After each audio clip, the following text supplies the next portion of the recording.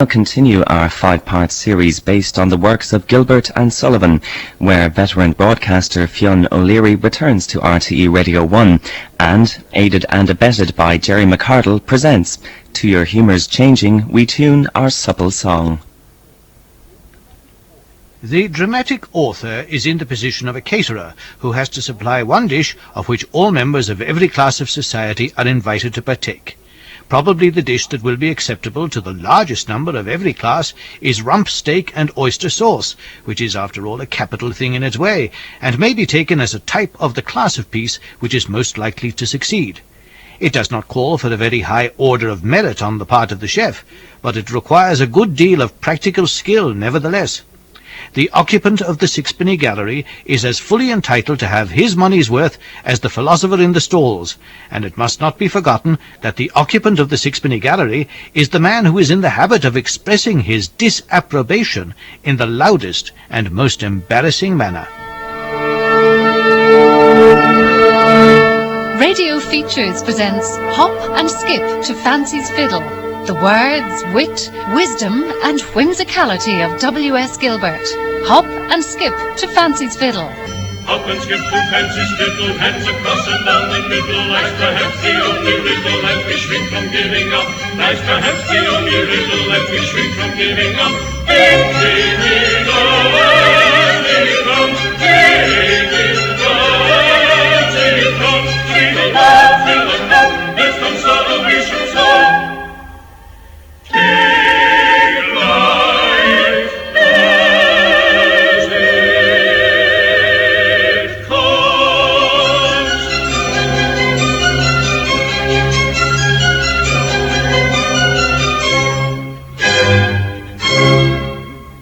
Gilbert's nimbly pragmatic view of life in The Gondoliers. More revelations from there later.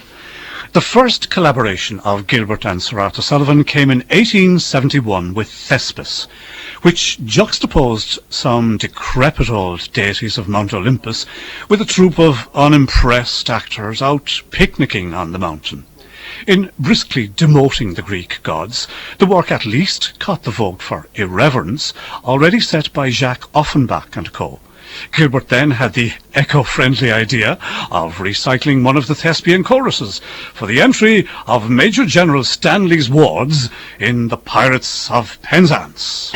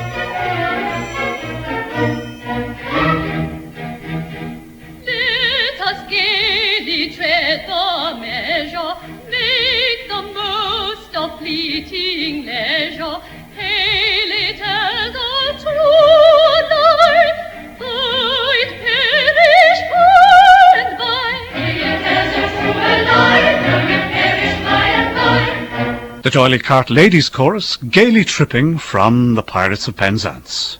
William Schwenk Gilbert was born on November the 18th, 1836, Schwenk, which he hated, being his godmother's surname. At 2 years of age he travelled with his parents to Italy, and the story goes that while out walking with her charge in Naples, Gilbert's nurse was stopped by two plausible Italians who said that Signor the English gentleman had sent them for the baby, so she handed him over. The Italians were kidnappers who demanded and received a ransom of £25 for the young William. Otherwise, maybe he sleep with the fishes. This incident likely influenced Gilbert when writing The Pirates, where Ruth, the nursemaid, instructed to apprentice young Frederick to a pilot, mistakenly apprentices him to a pirate. Imagine This is your pirate speaking, opening each day's piracy lessons. Anyway, the opera gave Gilbert the opportunity to create a kaleidoscope of colourful characters, among them the Sergeant of Police.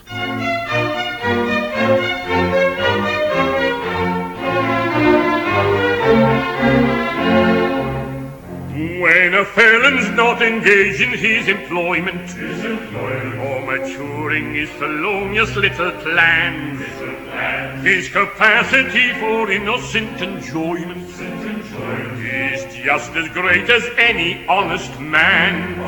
Our feelings we with difficulties smother when constabulary duties to be done. I'll take one consideration with another. A policeman's lot is not a happy one. When constabulary duties to be done, a policeman's lot is not a happy one.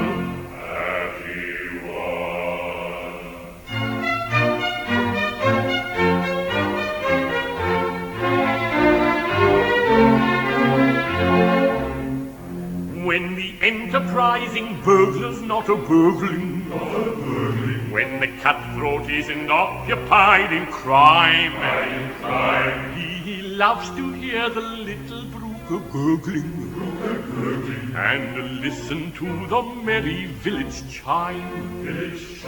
When the coster's finished jumping on his mother, he loves to lie a-basking in the sun. I'll take one consideration with another. A policeman's lot is not a nappy one.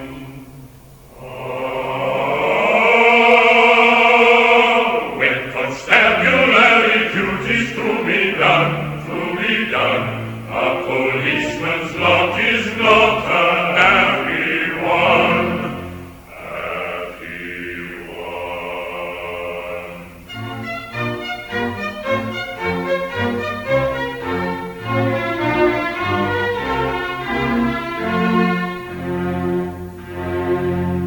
The Policeman's Song from The Pirates of Penzance, sung by the redoubtable Northumbrian bass baritone Owen Brannigan. Founded in 1861, the humorous mag Fionn was in its heyday a real rival to Punch.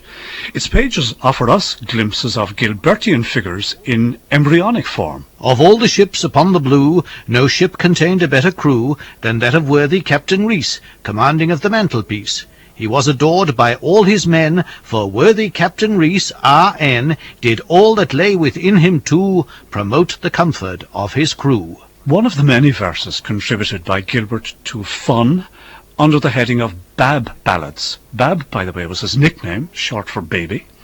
No great stretch of the imagination required to see Captain Rees of the mantelpiece as the forerunner to Captain Corcoran of A Chaptain Achara? You tell us, please.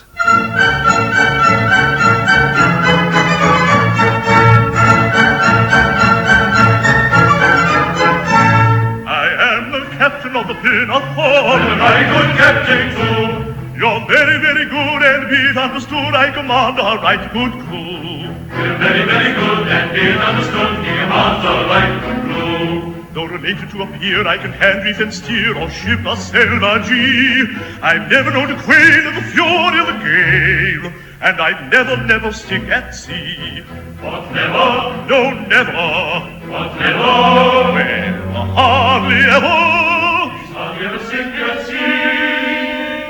Give features and 1 cheer more for the hardy captain of the Pinafore. Give features and 1 cheer more for the captain of the Pinafore.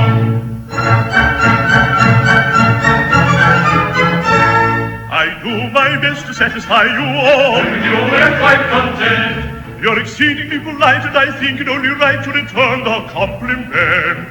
You're exceedingly polite, and he thinks it's only right to return the compliment. Bad language or abuse I never use, whatever the emergency. Though moderate I may occasionally say, I never use a big D. What, never? No, never. What, never? Well, hardly ever. Hardly ever stress a big D. Give features and one cheer more for the well-bent capitals of pain no more. Give features and one cheer more for the capitals of pain no more.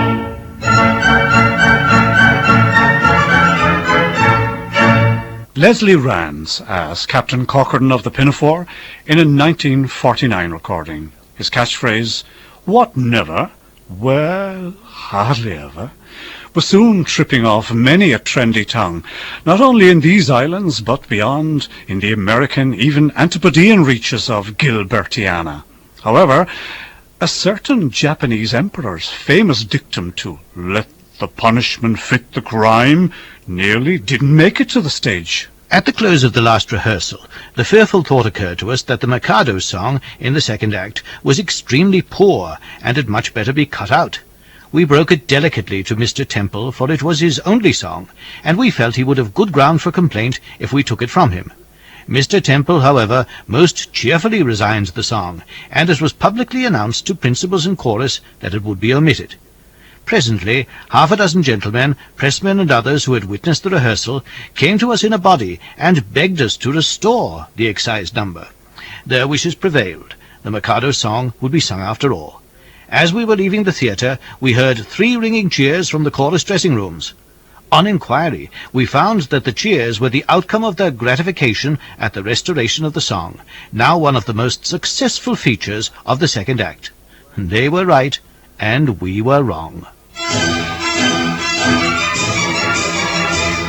A more humane Mikado never did in Japan exist. To know the second, I'm certainly reckoned a true philanthropist. It is my very humane endeavor to make to some extent each evil river a running river of harmless merriment. My object all sublime I shall achieve in time, to let the punishment fit the crime, the punishment fit the crime, and make it to not pent, and willingly represent a source of innocent merriment, of innocent merriment.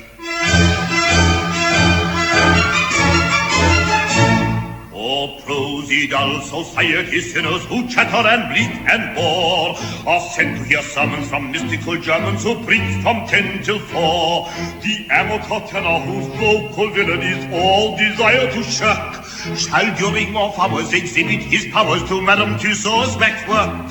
The lady who dyes a chemical yellow or stains her grey hair puce, or pinches her figure, is painted with vigor and permanent walnut juice. The idiot who in railway carriages scribbles on window panes, we only suffer to ride on a buffer in parliamentary trains. My object, oh sublime, I shall achieve in time, to let the punishment fit the crime, the punishment fit the crime, and make it to not pent, and willingly represent a source of innocent merriment, of innocent merriment. The object, oh sublime, we will achieve in time, to let the punishment fit the crime, the punishment fit the crime.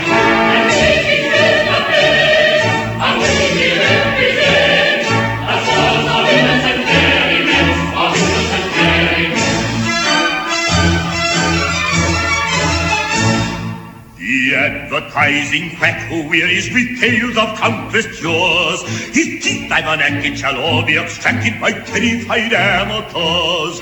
The music hall singer attends a series of masses and fugues and ups, by Bach interwoven with Spohr, Beethoven, and classical Monday pops. The billiard sharp whom anyone catches his doom's extremely hard, he's made to dwell in a dungeon cell, on a spot that's always barred, and there he plays extravagant matches in fiddless finger stalls, on a cloth untrue with a twisted cue. and elliptical period balls. My object sublime I shall achieve in time, to let the punishment fit the crime, the punishment fit the crime, and make his prison attempt, and wittingly represent a sort of innocent merriment, of innocent merriment. The object sublime we will achieve in time, to let the punishment fit the crime, the punishment fit the crime.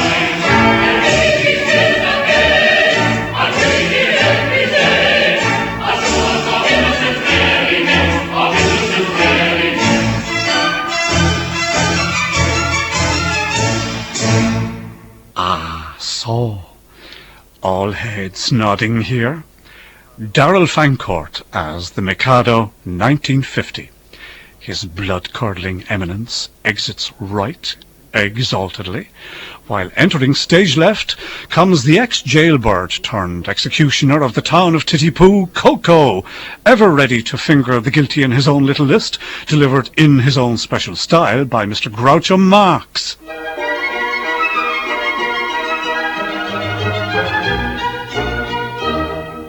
As someday it may happen that a victim must be found, I've got a little list of society offenders who might well be underground, and who never would be missed, There's the pestilential nuisances who write for autographs, all people who have flabby hands and irritating laughs, and all children who are up in dates and floor you with them flat, and all persons who in shaking hands shake hands with you like that, and all third persons who on spoiling tete-a-tetes insist, they'd none of them be missed. He's got 'em on the list, he's got 'em on the list, and then none of them be missed. They'll none of them be missed. There's the banjo serenader and the others of his race, and the piano organist, I've got him on the list, and the people who eat peppermint and puff it in your face, they never would be missed. They never would be missed. And the idiot who praises with enthusiastic tone all centuries but this and every country but his own. And the lady from the provinces who dresses like a guy and who doesn't think she dances but would rather like to try. And that singular anomaly, the girl who's never kissed, I don't think she'd be missed. I'm sure she'd not be missed. He's got her on the list, he's got her on the list, and I don't think she'll be missed. I'm sure she'll not be missed. And that Nisi-Prius nuisance, who just now is rather rife, the judicial humorist, I've got him on the list. All funny fellows, comic men, and clowns of private life, they'd none of them be missed. An apologetic statesman of a compromising kind, such as, what do you call my thingamabob, and likewise, well, never mind.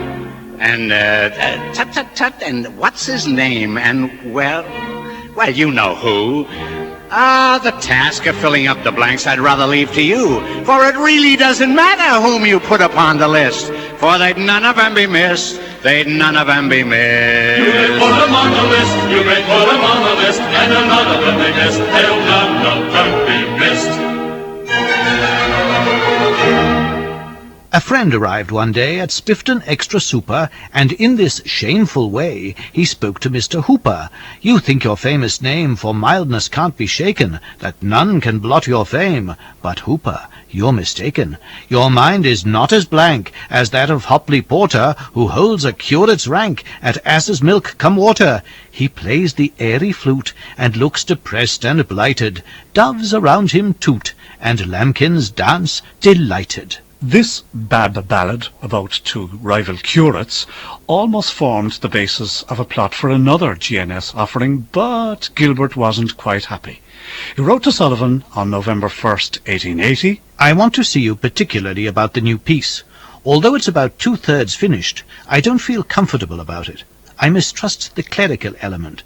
I feel hampered by the restrictions which the nature of the subject would place upon my freedom of action, and I want to revert to my old idea of rivalry between two aesthetic fanatics, worshipped by a chorus of female aesthetes, instead of a couple of clergymen worshipped by a chorus of female devotees. Thus was born Patience, targeting the idle riches infatuation with the super-aesthetic movement. Lend an ear as Lady Jane advises the poet Bunthorne how to deal with his rival in preciousness, Grosvenor, a duet given a typically understated performance by Dames Hinge and Bracket.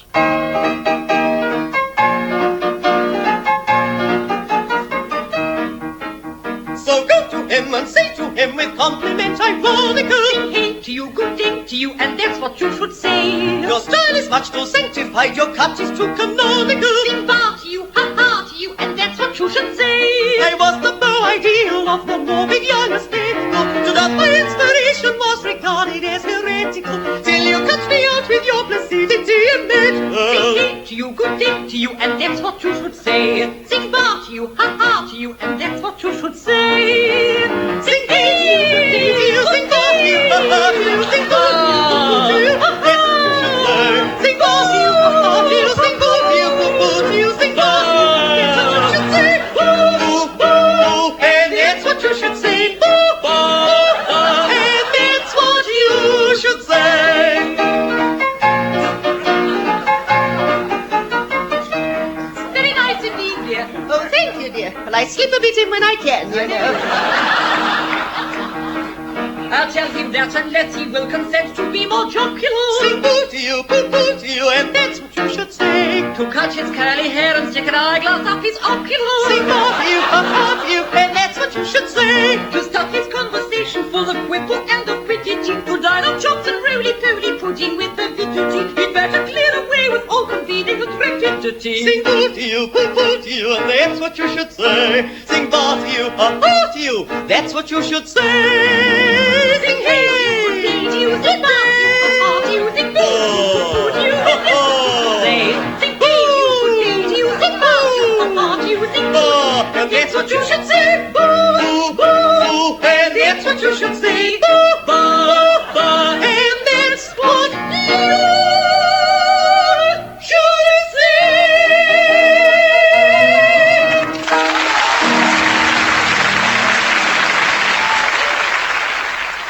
Exquisite. Following Hilda and Evadne, also from Patience, Gilbert, abetted by Sullivan at the gallop, hands over the reins to Colonel Calverley for indeed a veritable cavalry charge of historical personages, stamped with the collective pedigree of a heavy dragoon. Recall the mighty Darrell Fancourt.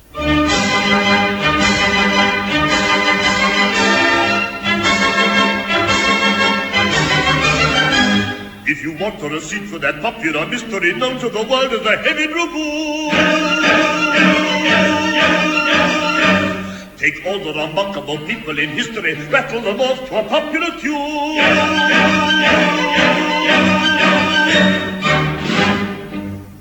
The pluck of Lord Nelson aboard of the Victory, genius of Bismarck devising a plan, the humor of feeling which sounds contradictory, coolness of Paget about to Japan, the science of Julian, the eminent musical wit of Macaulay who wrote of Queen Anne, the pathos of Paddy is rendered by musical style of the Bishop of Southern Man, the dash of an Aussie divested of quackery, narrative powers of Dickens and Thackeray, Victor Emmanuel, Piconting Peveril, Thomas Aquinas and Dr. Hersheverill, Tupper and Tennyson, Daniel Defoe, Anthony Trollope and Mr. Guizot. Take up these elements, all the diffusable, now come on down in the building of the and if the seven will take up the bomb, and the Heavy Dragoon is praised in Johan.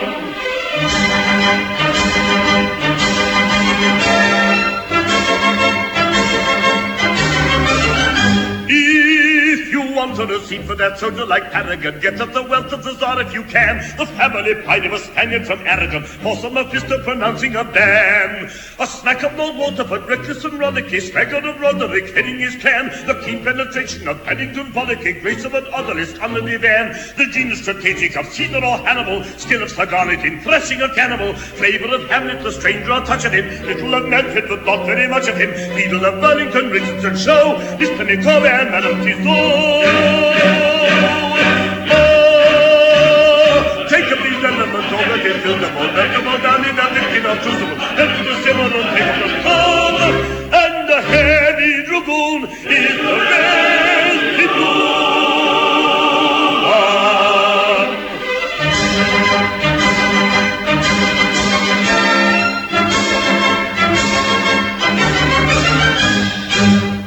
When the press shuddered with horror, as it did, at the title, I endeavoured to induce my collaborator to consent to the title being changed to Kensington Gore, or Robin and Richard Were Two Pretty Men. But Sullivan wouldn't consent. The Savoy opera in question, Rodegore, originally spelt Ruddygore, but as a gesture to Victorian propriety, having its Y replaced by an I, includes a wonderful short scene between Robin O'Cappa and his foster brother Richard, where Robin, while confessing his shyness, delights us in the stir-it and stump-it tune and rhythm of the Remedy. My boy, you may take it from me, that of all the afflictions accursed, with which a man saddled and hampered and addled, a diffident nature's the worst. Though clever as clever can be, a crichton of early romance, you must stir it and stump it and blow your own trumpet, or trust me, you haven't a chance. If you wish in the world to advance, your merits you're bound to enhance, you must stir it and stump it and blow your own trumpet, or trust me, you haven't a chance. Now take for example my case. I've a bright intellectual brain. In all London city there's no one so witty, I've thought so again and again. I've a highly intelligent face, my features cannot be denied, but whatever I try, sir, I fail in it. Why, sir? I don't know. I'm modesty personified. If you wish in the world to advance, your merits you're bound to enhance, you must stir it and stump it and blow your own trumpet, or trust me, you haven't a chance. As a poet I'm tender and quaint, I've passion and fervour and grace. From Ovid and Horace to Swinburne and Morris, they all of them take a back place. Then I sing and I play and I paint, though none are accomplished as I. To say so were treason, you ask me the reason. No, I didn't. Oh, I thought you did. I'm diffident, modest and shy. If you wish in the world to advance, your merits you're bound to enhance, you must stir it and stump it and blow your own trumpet, or trust me, you haven't a chance. If you wish in the world to advance, your merits you're bound to enhance, you must stir it and stump it and blow your own trumpet, or trust me, you haven't a chance. E.g., if you have it, flaunt it, boy. The great Martin Green with Leonard Osborne chipping in from Rodegore. Fairies infiltrating the House of Lords? No, not a tabloid headline, but the scenario of Gilbert and Sullivan's most directly satirical opera, Iolanthe. During the dress rehearsal, Gilbert was heard to roar at the chorus of peers. For heaven's sake, wear your coronet, as if you were used to them. Whoops goes headgear, as they quail before the fury of the Gilbert gale. Exeunt peers, thank you. Enter a mere private. Act 2 of Iolanthe opens on Private Willis of the Grenadier Guards, alone on stage, sharing some deep political insights with the audience. When all night long a chap remains on sentry, go to chase monotony, he exercises all his brains, that is, assuming that he's got any. Oh, never nurtured in the lap of luxury, yet I admonish you, I am an intellectual chap, and think of things that would astonish you. I often think it's comical, fa-la-la, fa-la-la, how nature always does contrive, la-la-la-la, that every boy and every girl that's born into the world alive is either a little liberal or else a little conservative. Fa-la-la, fa-la-la, is either a little liberal or else a little conservative. Fa-la-la.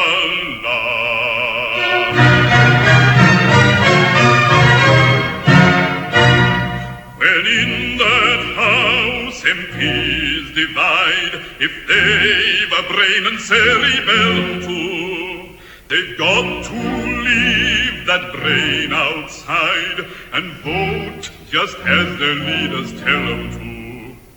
But then the prospect of a lot of dull MPs in close proximity, all thinking for themselves, is what no man can face with equanimity.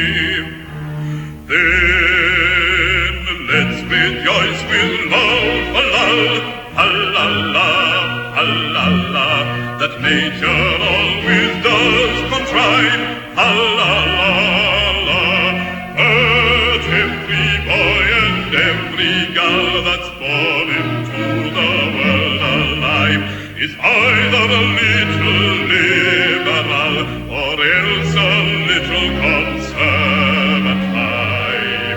Ha-la-la, ha-la-la, is either a little liberal or else a little conservative. Fa-la-la.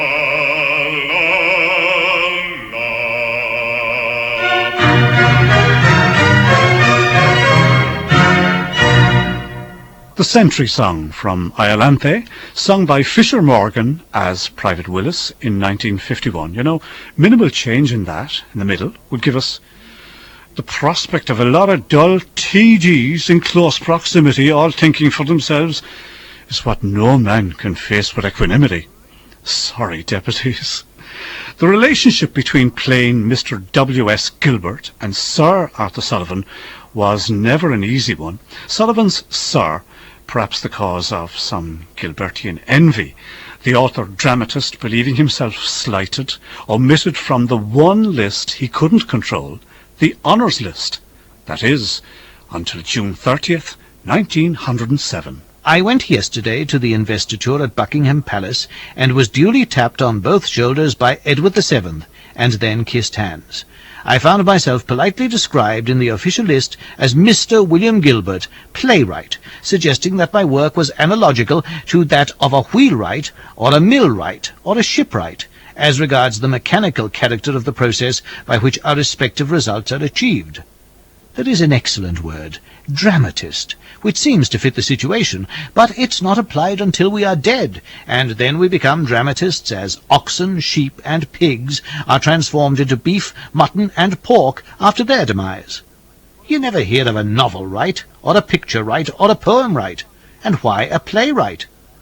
When the Gondoliers was commanded at Windsor by Her late Majesty, the piece was described as by Sir Arthur Sullivan, the librettist being too insignificant an insect to be worth mentioning on a programme which contains the name of the wig maker in bold type. The end for Sir William came on the 29th of May, 1911.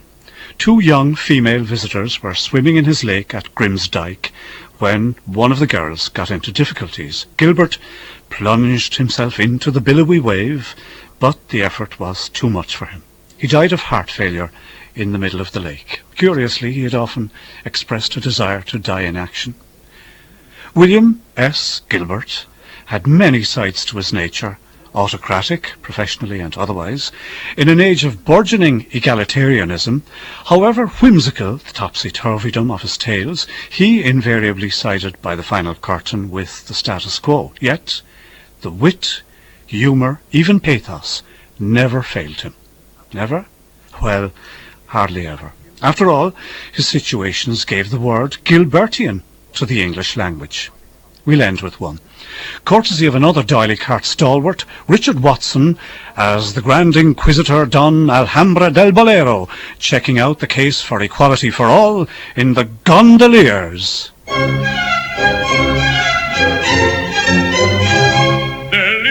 King, as I've been told, in the wonder-working days of old, when hearts were twice as good as gold and 20 times as mellow. Good temper triumphed in his face, and in his heart he found a place for all the erring human race and every wretched fellow. When he had Rhenish wine to drink, it made him very sad to think that some man drunkard or a jink must be content with toddy. With toddy must be content with toddy. He wished all men as rich as he, and he was rich as rich could be. Sold to the top of every tree, promoted everybody. Now that's the kind of king for me, he wished all men as rich as he. Sold to the top of every tree, promoted everybody. Lord Chancellors were cheap as brats, and bishops in their shuffle hats were plentiful as tabby cats. In point of fact, too many ambassadors cropped up like hay, prime ministers and such as they grew like asparagus in May, and dukes were 3 a penny. On every side field marshals leaned, small beer warlords lieutenantine, with admirals the ocean teemed all round his wide dominions.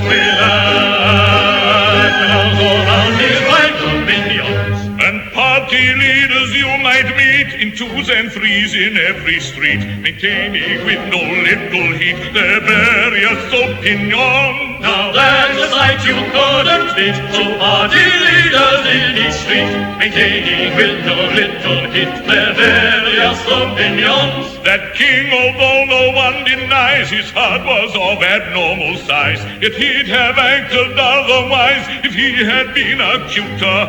The end is easily foretold when every blessed thing you hold is made of silver or of gold. You long for simple pewter when you have nothing else to wear but cloth of gold and satins rare. For cloth of gold you cease to care, up goes the price of shoddy. Of shoddy, up goes the price of shoddy. In short, whoever you may be, to this conclusion you'll agree. When everyone is somebody, then no one's anybody. Now that's as plain can be. To this conclusion we agree. When everyone is somebody, then no one's anybody.